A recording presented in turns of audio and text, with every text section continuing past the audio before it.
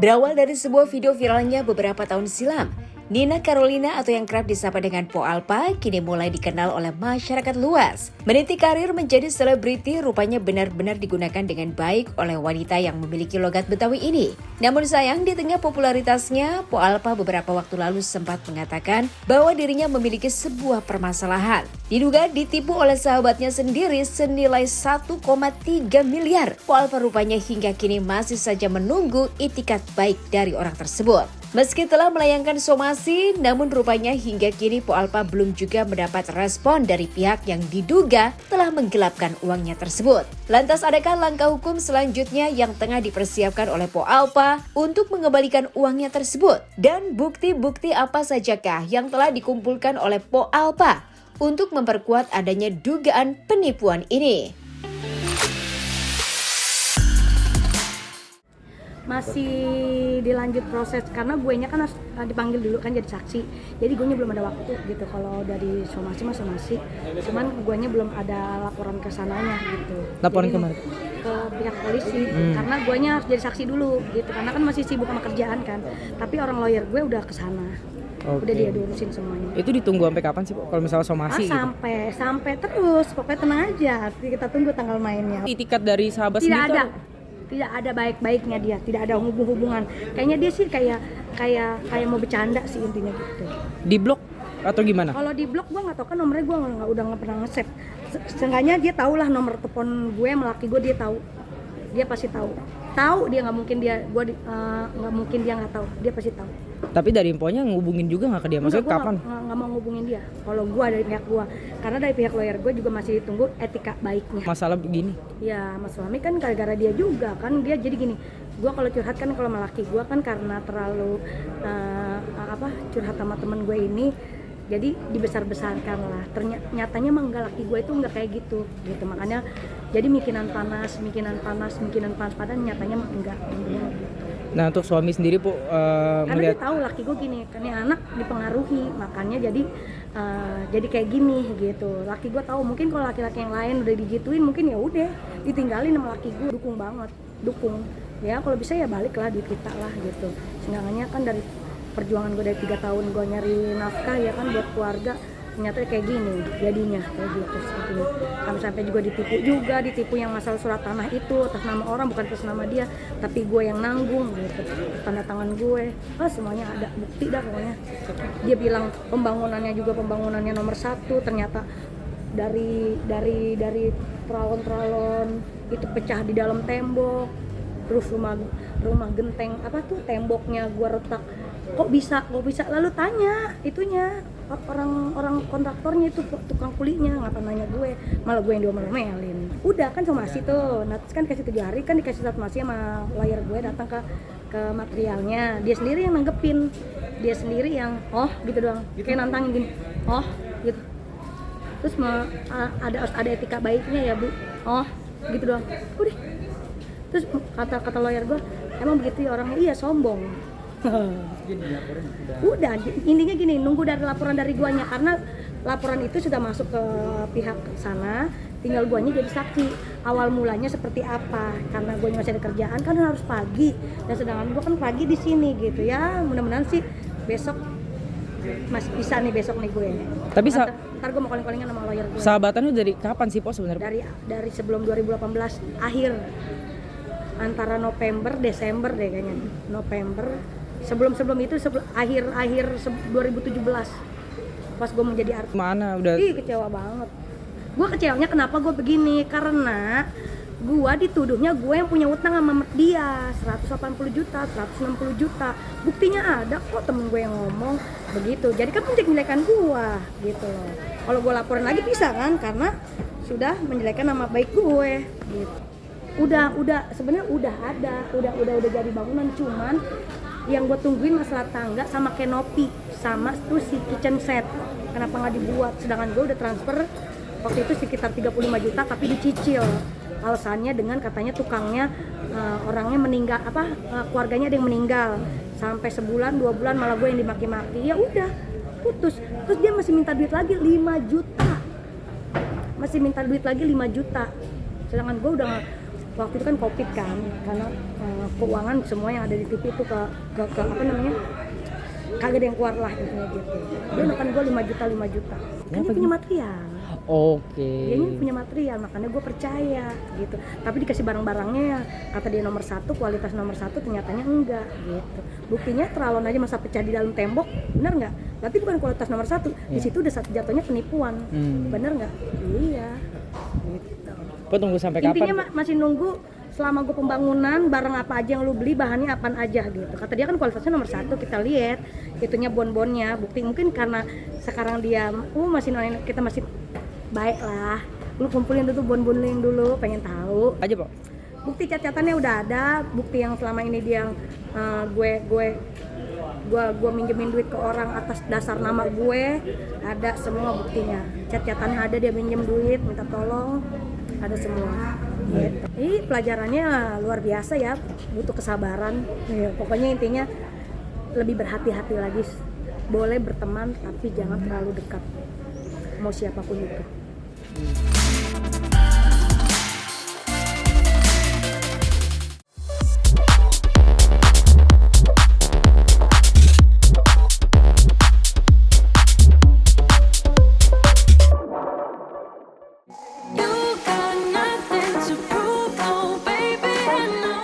Rumah produksi Falcon Black kembali merilis sebuah trailer film yang bergenre horor.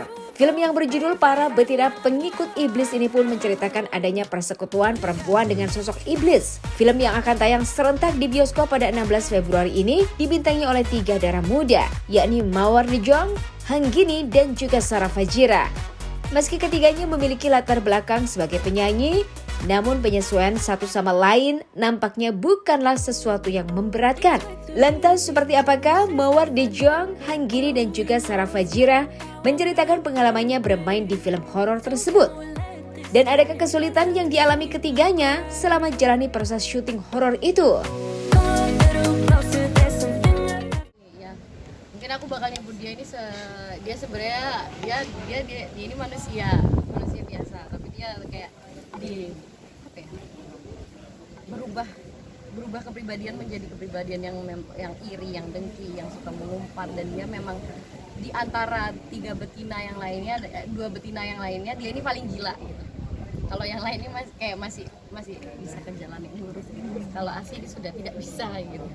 Karena dia udah kalau untuk sampai situ. Untuk tantangannya sendiri yang pasti banyak diskusi sama Pak Rako kayak gimana treatmentnya, terus mulai dari gestur, semua body language, gestur, terus cara berbicara, terus untuk skripnya seperti apa, kita bakal nuaninnya dengan bahasa Indonesia yang formal kah atau yang modern kah, dan ternyata ini timelinenya jauh kayak 1800-an mungkin ya.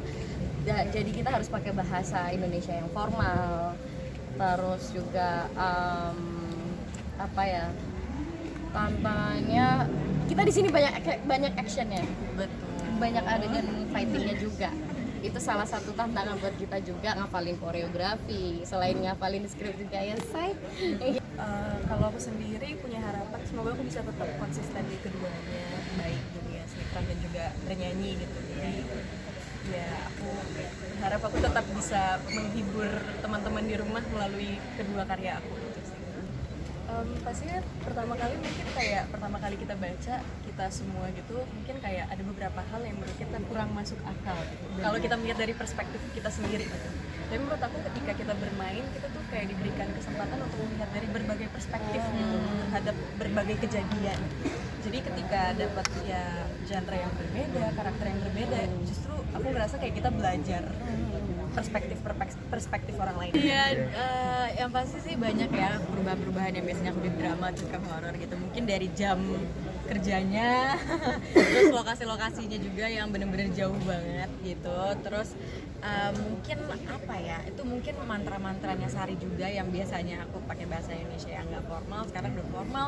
Terus mantra-mantra itu susah banget buat aku. Iya kan, bahasa Jawa juga, nanti kalian bisa lihat juga di filmnya gitu. Itu sih mungkin yang jadi tantangan buat aku. Terus juga kayak di karakter Sari ini kan dia perpindahan dari ayahnya tuh udah tobat gitu ceritanya. Dia udah benar-benar nggak mau bersekutu lagi sama iblis karena dulu dia emang udah sempat bersekutu gitu. Terus akhirnya kayak udah dia nggak mau lagi, tapi akhirnya karena ada yang bunuh adiknya, tapi jadi sebel banget tuh, akhirnya dia kayak jurus juga ya sama si iblis. Itu sih perpindahan mood karakter dari yang Sari apa ya, kayak kalem gitu, terus jadi Sari yang kayak Ya mungkin seperti yang disampaikan nomor aku juga sebelumnya tadi, ini bukan hanya horror, ada slashernya juga, gore, terus juga apa ya, kayak emang beda aja Iya, sih. beda dari yang karena lain. mungkin ini menceritakan tentangnya itu 3 perspektif betina-betina ini gitu, bukan cuma tentang satu orang punya masalah sesuatu terus at the end apa gitu. Kalau ini enggak, ini benar-benar cerita tentang kita bertiga masing-masing punya rencana yang berbeda-beda gitu. Kalau sama ini menggambarkan bahwa manusia yang seperti ini tuh memang ada dan memang nyata di kehidupan kita ini. Memang ada orang-orang seperti ini yang menghalalkan segala cara untuk mencapai tujuan mereka, yang memang benar-benar mereka serakah. Semua itu ada di di kehidupan kita gitu. Jadi ini adalah gambaran-gambaran manusia yang kalau memang mereka udah nggak punya kontrol atas dirinya sendiri, sudah benar-benar jauh dari norma, jauh dari agama, ya seperti itu. mungkin pengalamannya ya kita bertemu dengan set yang apa ya, karena dibilang tadi latar belakang ceritanya juga di tahun lama ya, sudah lama, jadi memang gitu. kita bertemu dengan aku sendiri pertama kali bertemu dengan set yang seperti itu gitu.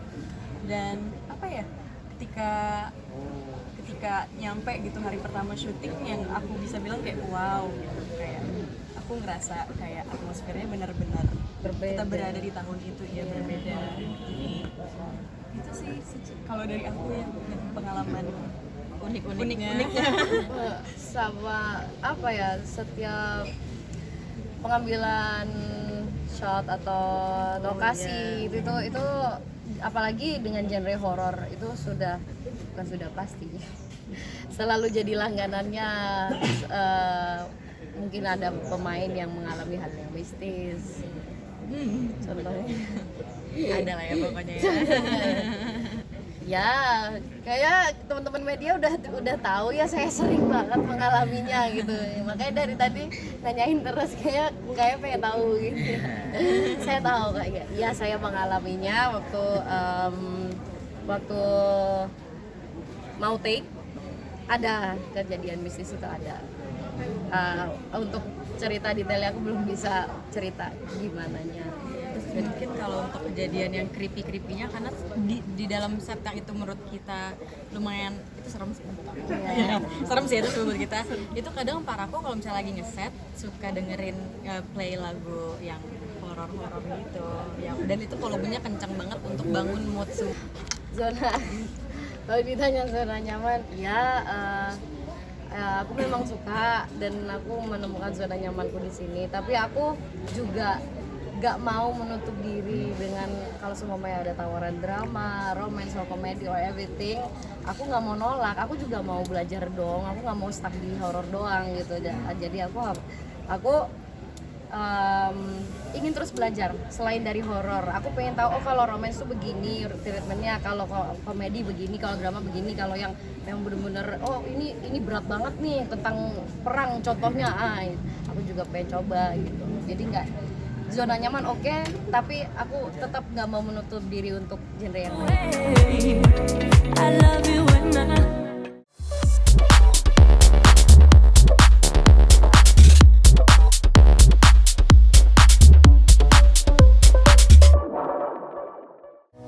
you could be one of the things I love. Sunday morning breakfast with that bedroom door. Mengawali karir sebagai rapper telah dimulai Denada sejak awal tahun 1990-an. Berada dalam urutan teratas penyanyi rap di Indonesia, membuat Denada kian melambungkan namanya dalam sebuah karya bermusik. Belum lama ini jagat maya dihebohkan dengan sebuah postingan musisi legend luar negeri Snoop Dogg. Bagaimana tidak?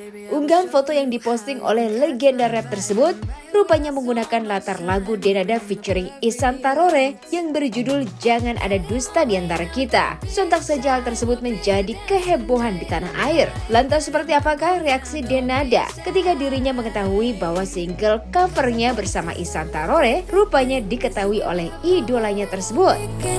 You could be the first and the second and the third. Sama Snoop Dogg ya. Ya itu aku nggak nyangka juga gitu, dan aku dikasih tahu sama teman-teman. Pertama kali yang kasih tahu untuk aku Bayu Oktara, dan dia kasih tahu aku pagi-pagi banget karena memang aku kan sekarang lagi promo lagu baru nih. Jadi setiap pagi yang aku lakukan setiap bangun tidur tuh langsung cek sosmed gitu, karena aku pengen tahu perkembangan lagu KOPLO nih gimana gitu. Dan ternyata pas aku buka langsung banyak banget notifikasi masuk soal itu. Aku pikir pertama kali notifikasinya masuk ini soal lagu KOPLO, kok tiba-tiba hari ini naik gitu. Soalnya pas aku buka mereka kasih tahu aku soal postingannya Snoop Dogg. Ya seneng aja, bukan seneng aja, seneng banget karena sebagai seorang rapper punya lagu, walaupun lagu yang dipost sama dia itu bukan dari lagu hip hop, bukan rap ya, walaupun ada rapnya sedikit, tapi lagu itu lagu dipost sama salah satu legendnya di dunia musik hip hop dan rap itu Masya Allah sih. Jadi kalau misalnya orang tuh banyak netizen yang bilang katanya aku lebay, aku harus lebay, nggak mungkin aku nggak lebay karena ini yang posting bukan orang sembarang orang, ini yang posting tuh godfathernya hip hop gitu. Jadi udah pasti aku bersyukur banget. Jadi aku menganggap ini udah pertolongannya Allah. Maksudnya gini loh, walaupun nggak secara langsung tapi mungkin ini caranya Allah untuk menolong aku juga gitu dengan lagu KOPLO yang memang baru keluar ini. Akhirnya dengan cara ini, dengan caranya Allah yang kita nggak bisa bikin campur tangan apapun di dalamnya, tapi akhirnya bisa jadi trafficnya jadi naik, orang jadi tahu laguku gitu. Itu kan nggak aku rencanakan sama sekali gitu. Jadi aku bersyukur, alhamdulillah aku berterima kasih buat Mas Snoop Dogg, terima kasih banyak. Ya aku terima kasih karena ternyata postingan itu tuh menjadi kabar yang tadi aku dengar ya dari tim kreatif. Postingan itu adalah postingannya Snoop Dogg yang paling banyak likes gitu. Jadi netizen Indonesia emang powerful banget. Terima kasih banyak. Ya ini karyanya kita, karya musisi Indonesia.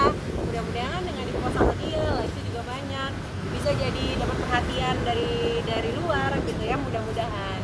Ya maksudnya ya walaupun bukan yang sampai bagaimana banget karena kan walaupun ini kan tapi walaupun memang besar dampaknya, maksudnya like banyak gitu, orang jadi banyak yang lihat postingan itu gitu ya, tapi untuk seluas itu dampaknya juga sebenarnya sih enggak, cuma memang kalau buat aku jadi dampaknya tuh lebih ke mental. Jadi happy banget, nggak mental ya apa, tapi ngerasa gitu happy, bangga, bersyukur gitu ya, semata-mata karena ini yang ngepost ini adalah seseorang yang aku hormati sekali gitu. Be one of the things I love, the things I love, the things I love. Selain merasa bahagia lantaran traffic lagunya tengah meningkat, Denada juga kini bahagia lantaran sang buah hati sudah dapat beraktivitas dengan baik. Meski harus tetap menjaga kesehatan dan juga pola makan, namun hal tersebut nampaknya tak menyulitkan Denada untuk memilih menu terbaik bagi Aisyah. Sementara terpisah dengan buah hatinya, Denada rupanya tengah mengupayakan menjual rumah yang kini belum menemukan pembelinya. Meski hidup yang dijalani Denada bersama sang buah hati tidaklah mudah, namun segala upaya tetap dilakukan ibu satu anak ini demi masa depan putri tercintanya. Lantas bagaimanakah kondisi kesehatan Aisyah pasca dinyatakan sembuh? Dan seperti apakah perjuangan Denada untuk menjual hunian pribadinya tersebut? Alhamdulillah kabarnya baik, sekolah dia di sana, jadi mohon doanya dari semua, masih perlu, dia masih harus kontrol dokter, jadi mohon doa dari semuanya, semoga dia kondisinya terus baik, tetap stabil gitu dan tetap sesuai dengan yang diharapkan oleh dokter. Masih tinggal di situ, masih dijual gitu. Enggak, belum dijual sih, cuma memang sampai sekarang masih belum ketemu jodohnya gitu. Kenapa mau dijual? Bukan karena di sebelahnya dekat makam, tapi karena rumah itu dulu aku bikin karena buat tinggal dengan apa namanya layout yang memang aku sudah sesuaikan. Bakal ada kolam renangnya, bakal ada gymnya dan segala macamnya gitu. Sekarang kira kan Aisyah juga tinggalnya di Singapura gitu, sekolahnya juga di sana. Aku di sini lebih banyak sendiri. Rumah itu aku rasa aku mungkin lebih baik aku jual rumah itu, dananya aku bisa pakai buat nolong aku juga, dan aku mungkin mau cari tempat tinggal yang lebih. Dia kepengen travel sih, karena yang memori dia itu ya memang sama aku ya traveling gitu ya, nemenin aku apa gitu-gitu. Tapi kalau untuk spesifik dia bilang mau ke Jakarta sih enggak, cuma dia lebih kepada kangen kayak makanannya, pengen makan tempe, pengen makan pengen jalan-jalan sama ibu, pengen naik pesawat sama ibu gitu-gitu. Dia masih nggak dibatasi seperti dulu pada saat kemo, tapi memang tetap diperhatikan, karena kalau anak yang sudah pernah punya diagnosa atau medical history seperti Aisyah harus tetap dijaga gitu untuk kedepannya, harus tetap kita perhatikan gitu. Jadi ya alhamdulillah dia udah bisa makan lebih bebas sekarang gitu ya, cuma tetaplah makan sehatnya itu jadi utama, prioritas, harus makan sehat. The one I trust.